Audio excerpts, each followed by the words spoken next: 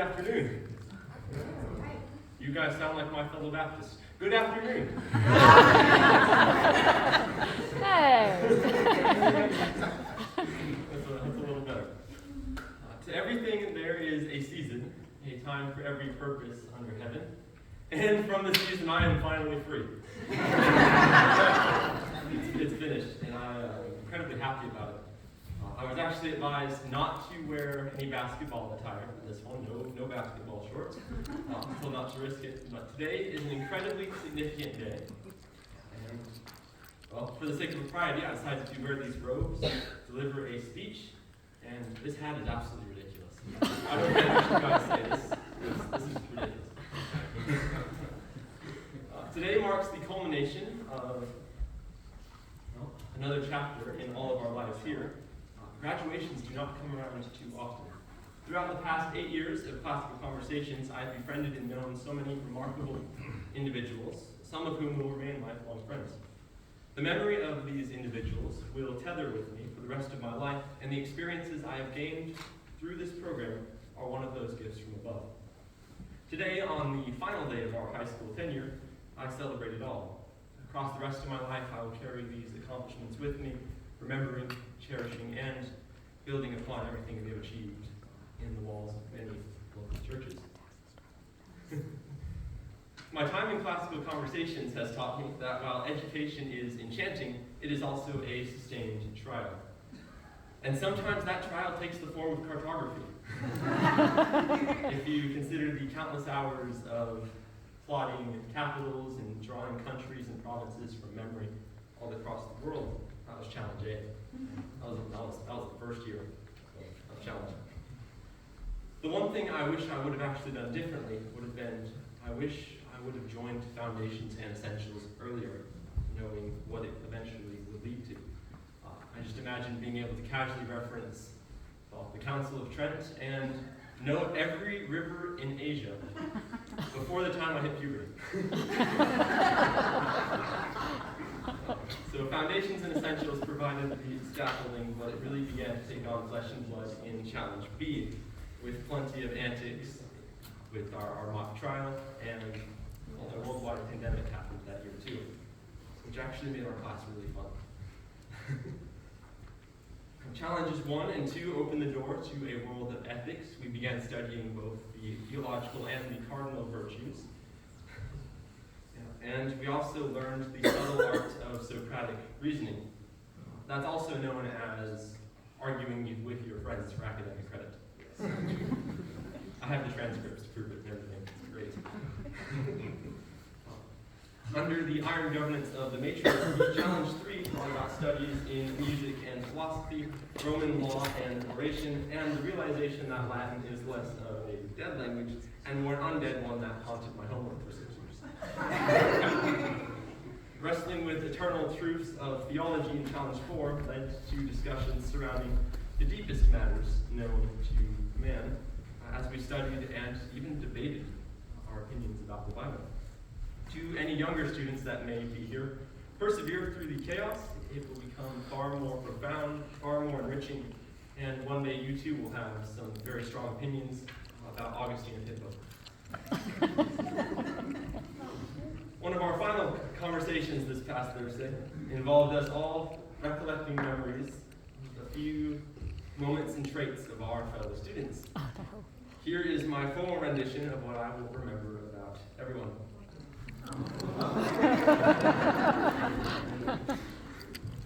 Ethan. Stand up. You taught me that while money cannot buy happiness, protein most certainly can.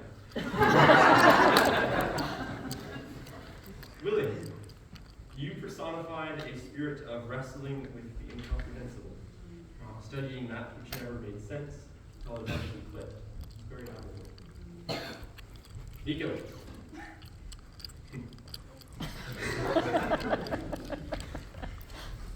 I will remember you and your passion for history, your quote-unquote creative cultural references, and your dream of becoming a canceled university professor. Lila.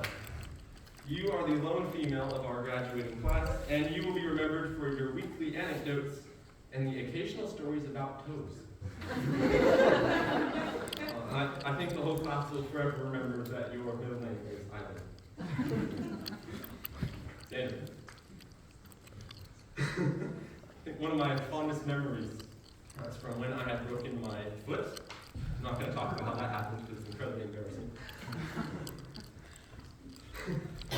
And you stole my scooter. I couldn't use crutches because my hand was also messed up. So I was riding around on this scooter for about a month. And one time, Xander stole it. And I couldn't go anywhere. So what that did is it forced me to chase you down the hallway, hopping on one foot.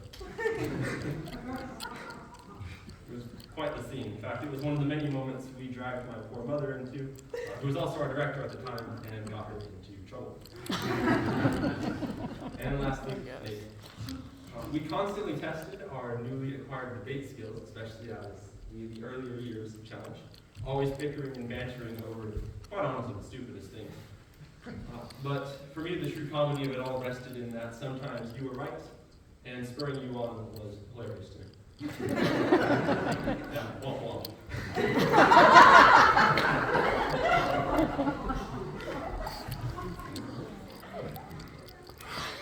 There are some particular individuals I would like to thank. This thing is really annoying. I would like to thank for their influence on my life and this odyssey of high school. To name a few, I'll have to start off with Mrs. Slemmer. Thank you for your 2 years of dedicated directing. Thank you for the realism of your calculus lessons, especially as we wrestled with the infinite, the infinitesimal, and especially derivatives. Thank you for your thoughtfulness in engaging each of us and your honesty in learning alongside us shows that even academics must wrestle with complex material. For me personally, you have instilled a wonder about mathematics that was previously non-existent. The 2 years of work that you've poured into us will not return in vain. I am particularly thankful to C.S. Lewis, J.K. Chesterton, and Fyodor Dostoevsky, my greatest literary teachers, for giving me interesting thoughts to play with. Unfortunately, they cannot make it this afternoon. I thank again my Monday night study of troublemakers for the meaningful Socratic conversations that we have had for the past 3 years now, almost 3 years, and for the more meaningful friendships that have emerged as a consequence. Anna, thank you for supporting me in my vision, for the love and lightness that you have brought to my senior year in my life. Papa, thank you for imparting to me so much wisdom and grandfatherly love. Thank you for also mentoring me while I was constructing my senior thesis. To my father, there you are, always recording, great. So much of my life is directly shaped by you. You are the man who taught me how to shake a hand, the man who taught me etiquette, and who provided a godly example with godly instruction. Thank you for your disciplinary love when I decide to eat with pigs. You raised me to be humble, to be sincere, to serve to my greatest capacity, and you are the greatest metaphor to have asked for. To my mother, I am forever grateful for your encouragement and the direction that you have imparted. Thank you for letting me be broken by the world, knowing I would have to circumnavigate my own difficulties. You prepared me well, never selfishly overprotecting me and not choosing the path that would render the fewest bruises. You raised me to think independently and have always challenged my best self to step forward. Thank you for refusing to give the term adolescence any credit, and for orienting my education toward not merely knowledge, but action. Most of all, thank you for your heart of imperishable quality, that which has been a catalyst for my faith.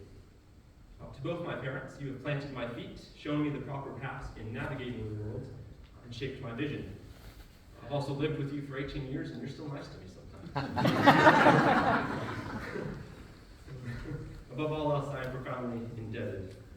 And honestly, one of the most loving acts I think you ever did was enrolling in Classical Conversations for the amount of growth that has followed, both in reasoning skills, logic, language familiarity, rhetoric, public speaking. So much that has equipped me for the future has been directly a result of your guys' decision. So thank you. I've spent time contemplating a singular question. If my future were realistically optimized, what would it look like? It is. One of the things I have found myself doing recently is trying to dream maturely and even daring to be a little ambitious with what I want out of this life. I've learned that life will strike with tragedy, and I've thought about what will be meaningful enough to fortify against that. Storms beckon, spiritual life undulates. There's a daily cross to be borne, but I would say one of the greatest lessons that CC has ever taught me is that the word constructs the world, and that is a fundamental relationship. The more you can articulate yourself as an entity, the more clearly defined you are, and the consequence of that is you will not be a house divided unto itself. Ahead of me lies a nebula of indeterminate size and length, but I do have one observation to offer, I suppose, about the human condition. That sounds more poetic than I intended it to be. But I've learned that man is predominantly a creating animal, one that's compelled to strive always toward a goal and to occupy himself with engineering. That is to make a road for himself that goes somewhere. I only hope to be more efficient than Hebrews. As I walk forward into the unknown, I am guided by the pursuit of what would be the most profitable, the most valuable results. In every major life decision, this must be the standard. What will reap the highest return for God? I have a vision for my immediate future, though none of it is integrated yet, and I'll briefly summarize. My time is running low. But in the immediate future, let's go long-term first. My long-term view is to hopefully become a pastor. I would like to shepherd a church and preach the word. That is I have a very strong desire and bend to go that direction. I'm currently also looking to secure part-time employment. One, because I want a vehicle, and two, because I eventually want to win out.